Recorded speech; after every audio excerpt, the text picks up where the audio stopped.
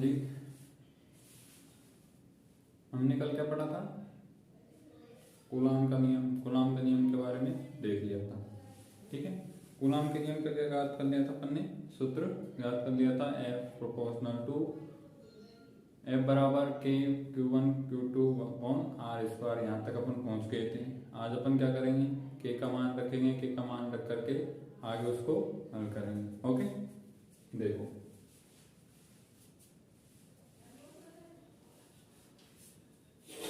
क्या होता है आगे। मुक्त आकाश या निर्वात या वायु में किसका मान, K का मान कितना होता है? देखो आगे लिखते हैं अपन उसी में, कल जहां तक लिया था उससे आगे लिखो। मुक्त आकाश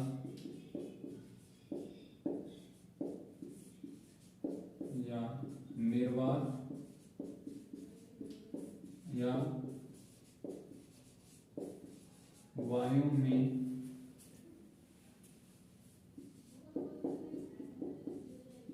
ऐसे मात्रकों में,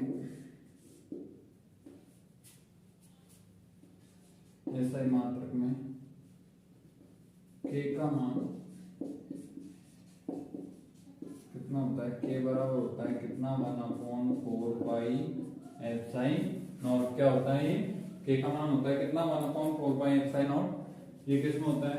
वायु में, निर्वात में, मुक्त आकाश में होता है। ऐसा पद्धति में होता है कितना? K का मान 1/4 पाई एप्सिलॉन होता है। ठीक है, जहां एप्सिलॉन नॉट क्या है? यहाँ पे निर्वात की विद्युतशीलता है। यहाँ पे क्या है? ये एप्सिलॉन नॉट क्या है? निर्वात की विद्युतशीलता है। ओके, अब जो अपन ने कल समीकरण 1 दिया था इसको दे दो समीकरण नंबर 2। समीकरण 1 से समीकरण 1 में मान रखने का, समीकरण 2 से मान समीकरण किसमें रखने पर? 1 में रखने पर।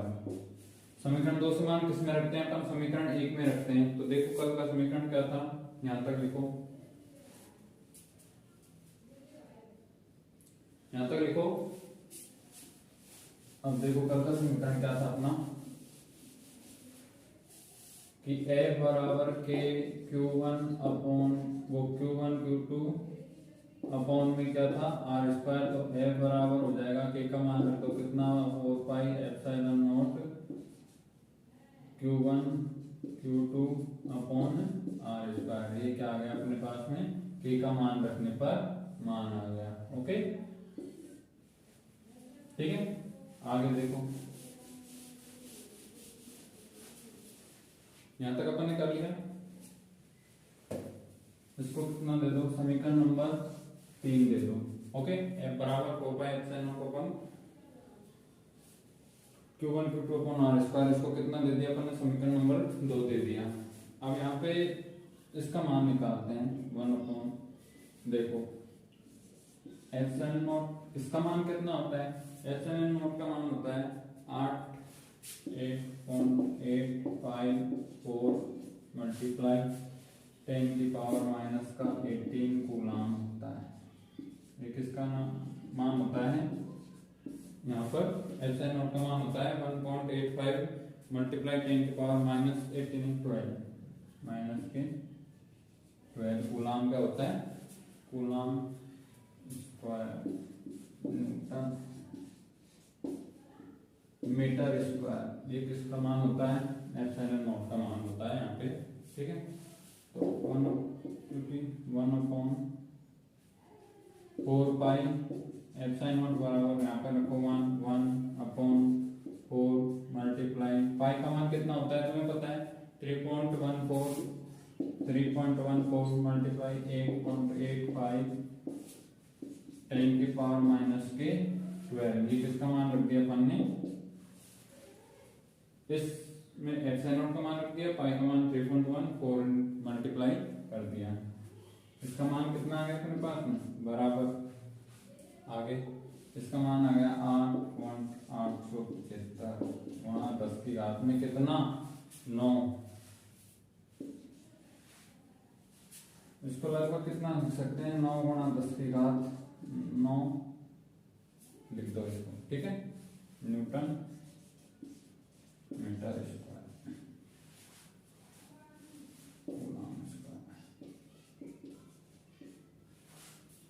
ये क्या आ गया अपने पास में, किसका मान आ गया 1/4 एप्सिलॉन नॉट का मान आ गया अपने पास में कितना 9 multiply 10⁻9 newton metre square coulomb square हो गया, ठीक। अब इसका मान कहाँ रखेंगे अपन, यहाँ पे रखते हैं।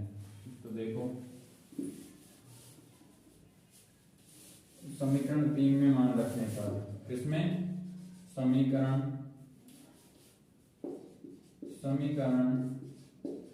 3 में मान रखने पर, किसका मान रखने पर समीकरण 3 में 1/4 का मान रख दो तो ए बराबर कितना आ जाएगा 9 गुणा 10 की घात 9 Q1 Q2 अपॉन में कितना हो जाएगा R स्क्वायर। ये किसका मान आ गया अपने पास में एफ का न्यूटन। इसको दे दो समीकरण नंबर 4। यहां तक कंप्लीट करो।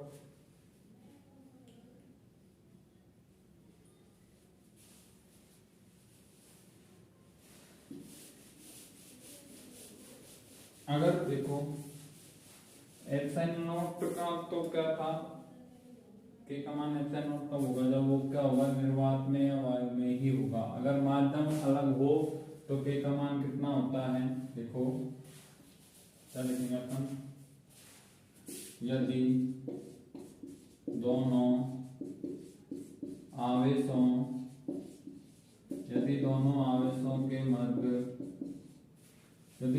आवेशों के बीच के मध्य निर्वात या वायु के अलावा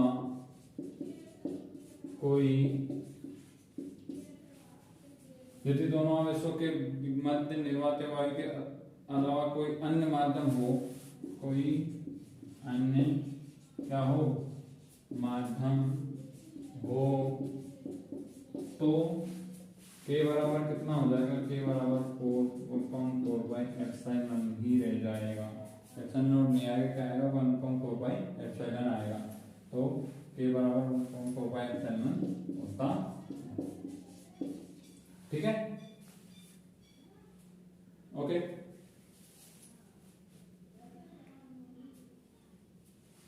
यहाँ पे एप्सिलॉन क्या है, एप्सिलॉन है यहाँ पे माध्यम की, एप्सिलॉन क्या होता है माध्यम की निरपेक्ष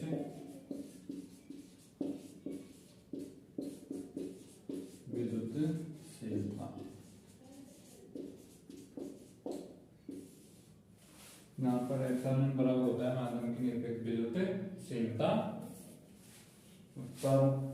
छापो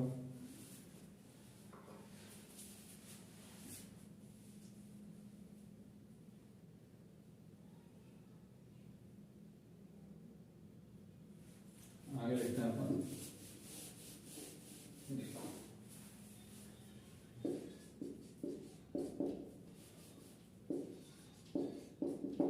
अतः समीकरण 1 से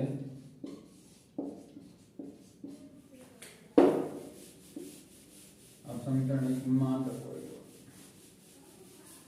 समीकरण 1 से क्या हो गया F बराबर 1/4 के Q1 Q2 अपॉन क्या हो गया R स्क्वायर हो गया, ठीक है। ये अपने पास में मान आ गया किसका F का।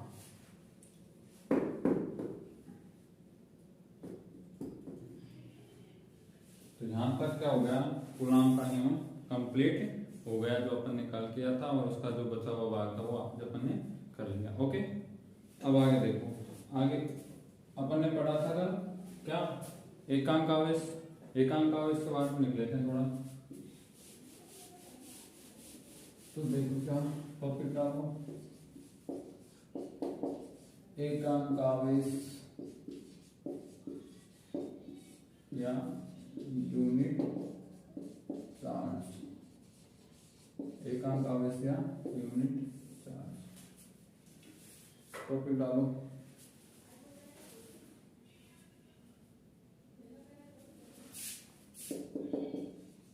इस पद्धति में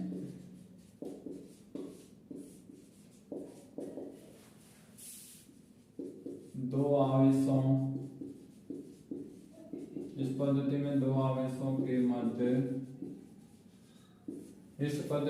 आवेशों के मध्य लगने वाले बल को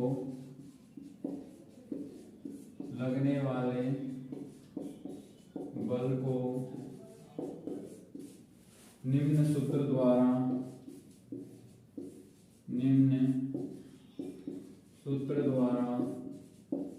दर्शाया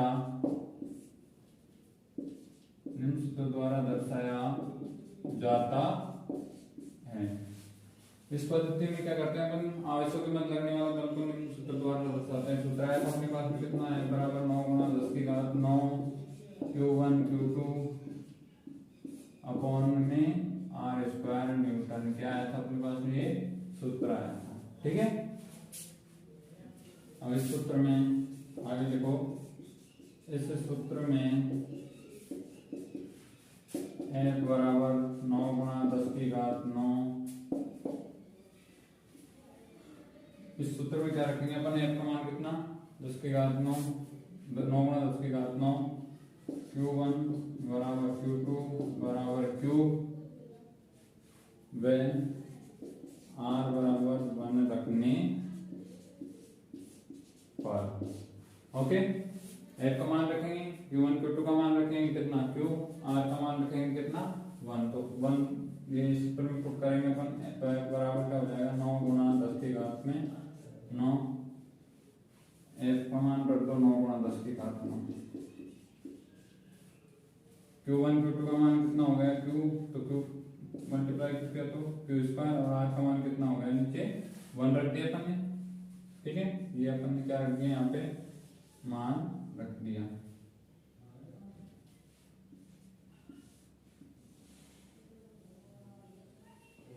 ठीक है, अब इससे आगे ऊपर करते हैं। देखो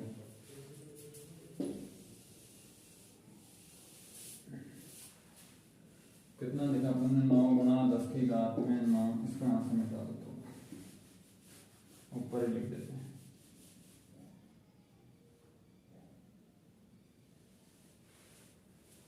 बराबर 9 गुणा 10 की घात 9 Q स्क्वायर अपॉन में R का मान कितना रखा था 1, तो इससे तो ये कैंसिल हो गया, तो Q स्क्वायर बराबर क्या आ गया अपने पास में 1 आ गया, तो Q बराबर क्या हो जाएगा, Q बराबर हो गया कितना प्लस माइनस का 1 हो गया। ठीक है, तो एकांक आवेश आ गया अपने पास में कितना प्लस माइनस 1। अतः यदि, नीचे लिखो, अतः यदि समान परिमाण के दो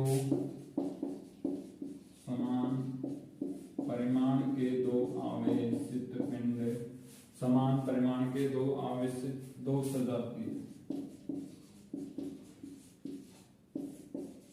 आवेशित, यदि समान परिमाण के दो सजातीय आवेश पिंड नहीं है, आवेश निर्वात में, किसमें, यदि समान परिमाण के दो आवेश सजातीय आवेश निर्वात या वायु में, यदि समान परिमाण के दो आवेश निर्वात वायु में 1 मीटर की दूरी पर स्थित हो, कितने मीटर की दूरी पर, 1 मीटर की दूरी पर स्थित हो तथा एक दूसरे को 9 गुणा घात 9 बल से, न्यूटन बल से क्या करें, आकर्षित करें। यदि समान परिमाण के दो सजातीय आवेश अर्थात निर्वात या वायु में 1 मीटर की दूरी पर स्थित हो तथा एक दूसरे को 9 × 10⁻9 न्यूटन बल से क्या करें, आकर्षित करें, तो प्रत्येक आवेश क्या कहलाता है, प्रत्येक आवेश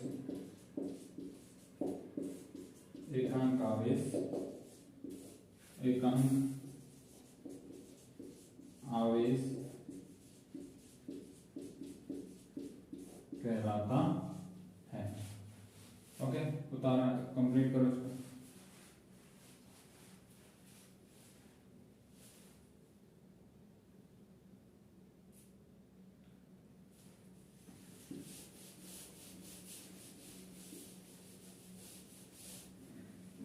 अब यहाँ तक हो गया कंप्लीट। ये क्या हो गया, कूलाम का नियम यहाँ पे आके कंप्लीट हो जाता है। इसके बाद में क्या आती है, कूलाम के नियम क्या लिखेंगे अपन, सीमाएं लिखेंगे। ओके, तो देखो आगे क्या लिखेंगे, कूलाम के नियम की सीमाएं, कि कूलाम का नियम कहाँ तक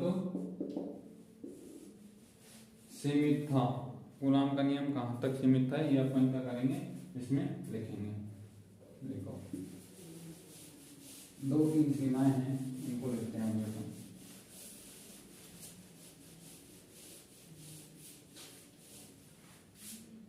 क्या लिखते हैं अपन,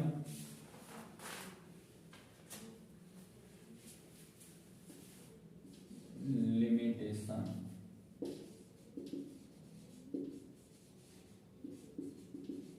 limitation of Coulomb's law, Coulomb के नियम की सीमाएं। कूलाम का नियम कहाँ तक सीमित था, तो फर्स्ट लिखो, यह नियम केवल बिंदु आवेश, यह नियम केवल बिंदु आवेश, यह नियम केवल किस पर आता है, बिंदु आवेशों पर लागू होता है, बिंदु आवेशों पर लागू होता है। क्या होता है कि नियम केवल किस पर लागू होता है, बिंदु आवेशों पर लागू होता है। बिंदु आवेश के बारे में बताया था तुम्हें कि ये कोई आवेश है, एक ये आवेश अपने पास में, तो ये बिंदु आवेश तब होंगे जब इनके बीच की दूरी क्या हो, इनके भार की तुलना में, इनके साइज की तुलना में क्या हो, बहुत ज्यादा हो, तो ये क्या हो जाएंगे, दोनों बिंदु आवेश हो जाएंगे। ठीक है, तो किस पर लागू होता है नियम, केवल बिंदु आवेशों पर लागू होता है। दूसरी सीमा इसकी, यह नियम, दूसरी सीमा यह नियम केवल किस पर लागू होता है, स्थिर आवेशों पर लागू होता है। यह नियम केवल स्थिर आवेशों पर लागू होता है। किस पर लागू होता है, केवल यह नियम केवल स्थिर आवेशों पर लागू होता है। एक तो बिंदु आवेशों पर लागू होता है और दूसरा स्थिर आवेशों पर लागू होता है, गतिशील आवेशों पर नहीं। गतिशील आवेशों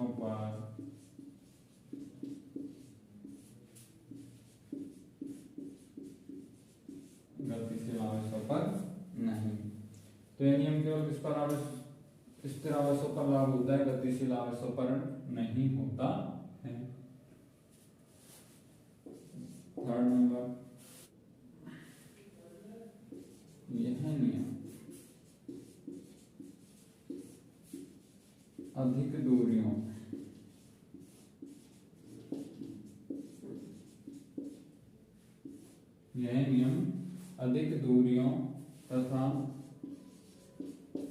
10 की घात कितनी -15 मीटर से कम, मीटर से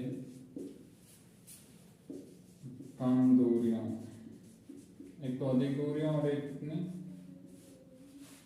10 की घात -15 मीटर से कम दूरियों पर, दूरियों के लिए क्या नहीं है, दूरियों के लिए सत्य नहीं है। यह नियम अधिक दूरियों तथा 10 की घात -15 मीटर से कम दूरियों के लिए क्या नहीं है, सत्य नहीं है। इसमें आगे देखो, ऊपर लिखता हूं मैं,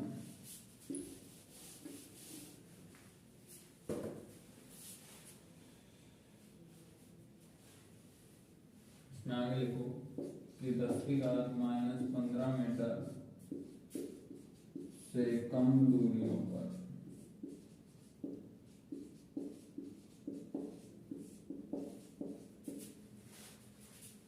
नाभिकीय बल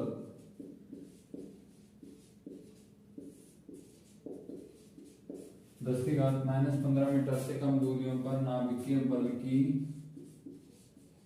प्रधानता के कारण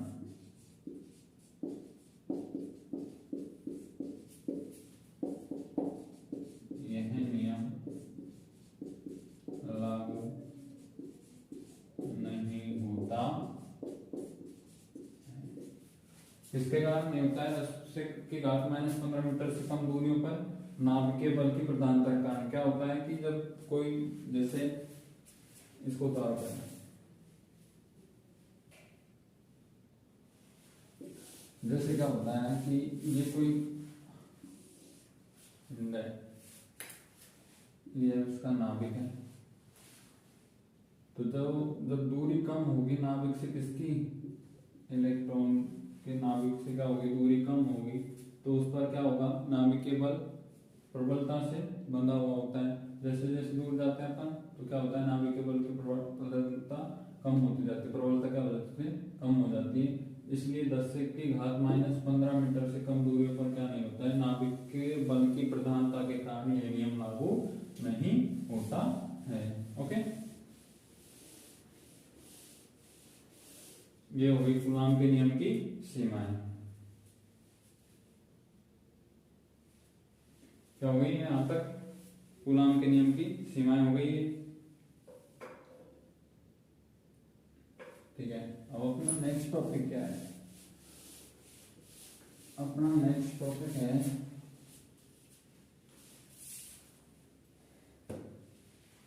कि स्थिर वैद्युत बल, स्थिर वैद्युत बल तथा नाभिकीय बल की, स्थिर वैद्युत बल तथा नाभिकीय बल की क्या करेंगे अपन, तुलना करेंगे। ये अपना टॉपिक है, स्थिर वैद्युत बल तथा नाभिकीय बल की तुलना। ठीक है, टॉपिक डालो, स्थिर वैद्युत बल तथा नाभिकीय बल की तुलना।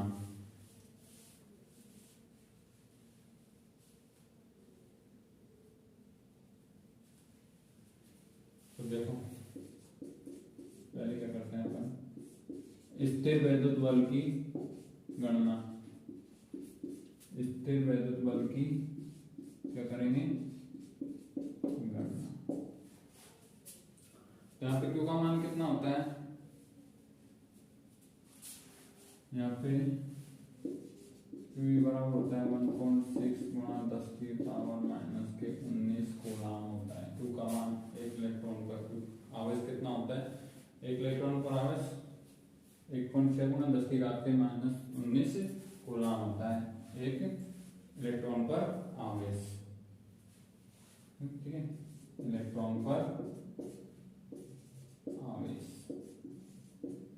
क्यू बराबर कितना हो गया, बराबर में है 1.6 गुणा 10 की पावर -के, और प्रोटॉन पर आवेश कितना होता है,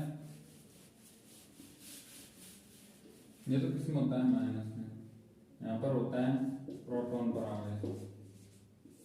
किस पर आवेश, प्रोटॉन पर आवेश कितना होता है, QP प्रोटॉन 1.6 गुणा 10 की पावर माइनस के 19 गुना। इलेक्ट्रॉन पर माइनस में होता है, प्रोटॉन पर क्या होता है, धनात्मक होता है, तो प्लस में होता है। ठीक है, आते हैं Fe बराबर, Fe बराबर क्या हो जाएगा, Fe बराबर अपने पास में है 1/4πε0 Q1 Q2 अपॉन क्या R स्क्वायर। ठीक है, यानी 9 गुणा 10 की घात 9 QE QP अपॉन में R स्क्वायर। यहाँ तो हो गया। अब ये मान रखेंगे इसमें दोनों सम और क्या करेंगे, गणना करेंगे किसकी, स्थिर वैद्युत बल की।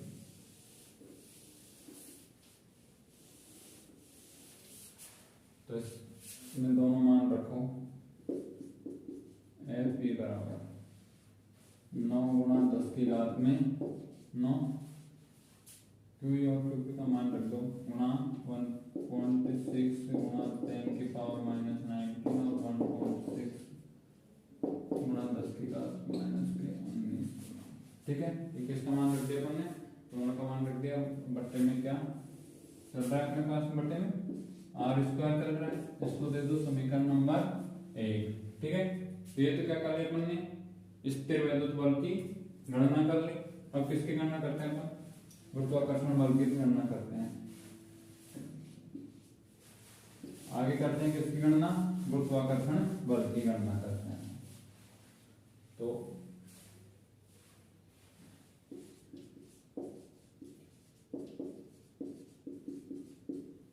गुरुत्वाकर्षण बल की क्या करेंगे अपन, गणना। गुरुत्वाकर्षण बल की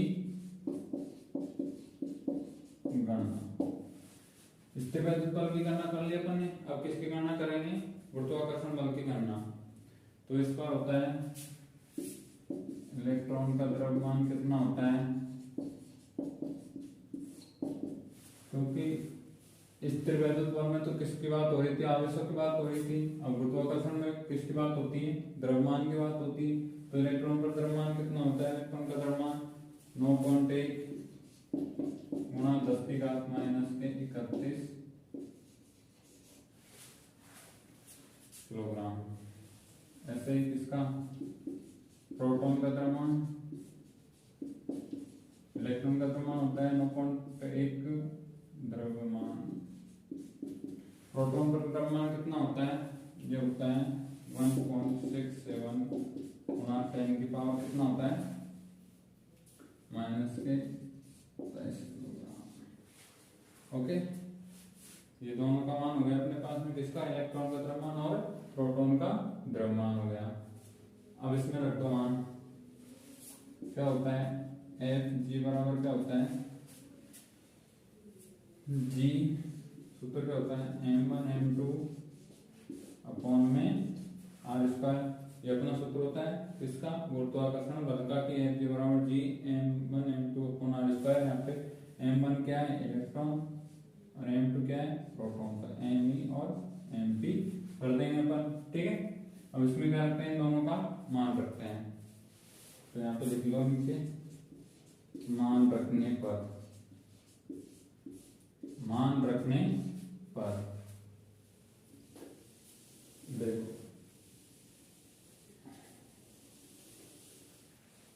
मान रखो इसमें Fg बराबर, G का मान कितना होता है, G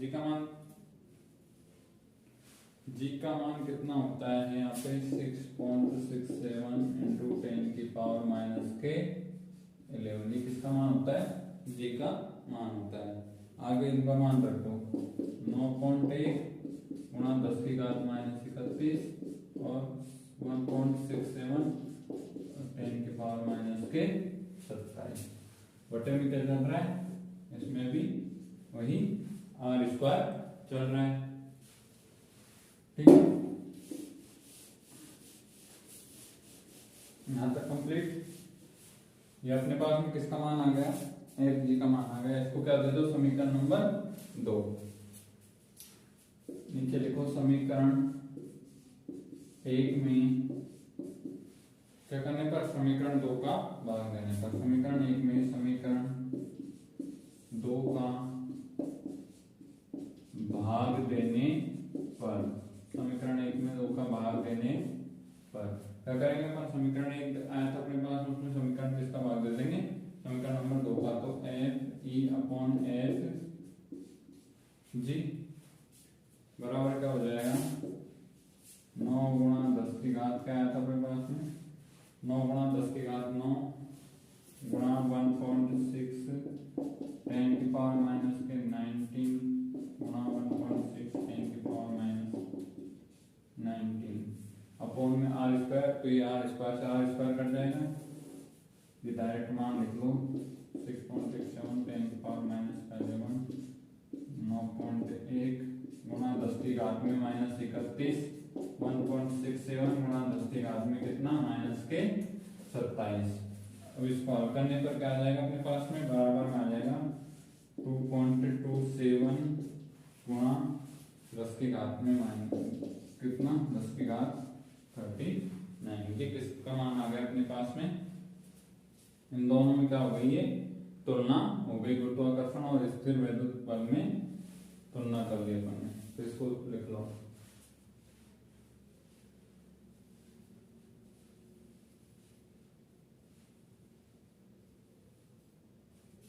ठीक है। अब इसके नीचे थोड़ी लिख लो कि इस प्रकार, क्या लिखेंगे अपने नीचे, अपन नीचे लिखेंगे इस प्रकार इलेक्ट्रॉन प्रोटॉन निकाय में, इलेक्ट्रॉन प्रोटॉन निकाय में, इस प्रकार इलेक्ट्रॉन प्रोटॉन निकाय में उनके बीच,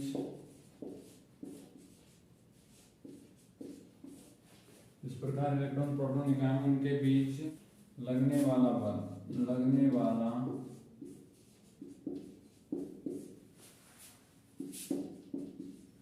गुरुत्वाकर्षण बल, लगने वाला स्थिर वैद्युत बल, स्थिर वैद्युत बल, इस प्रकार इलेक्ट्रॉन प्रोटॉन निकाय में उनके बीच लगने वाला स्थिर वैद्युत बल, उनके बीच लगने वाले, उनके बीच लगने वाले गुरुत्वाकर्षण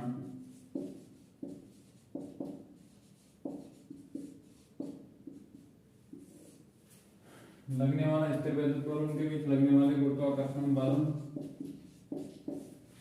अपने पास में आया था कितना मान, 2.27 गुणा 10 की घात में 39 आया था ना, तो कितना होता है गुरुत्वाकर्षण बल का 10 की घात 39 क्या होता है, गुना होता है।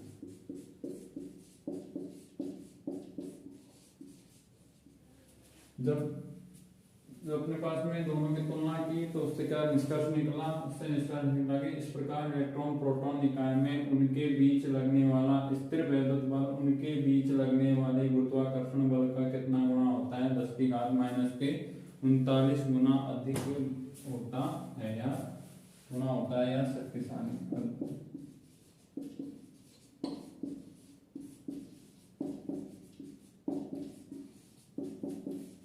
क्या हो गया, अधिक शक्तिशाली होता है। तो ये क्या हो गई अपने पास में, ये हो गई स्थिर वैद्युत बल और गुरुत्वाकर्षण बल की तुलना हो गई, ठीक है। यहाँ तक कंप्लीट, आज के लिए इतना ही।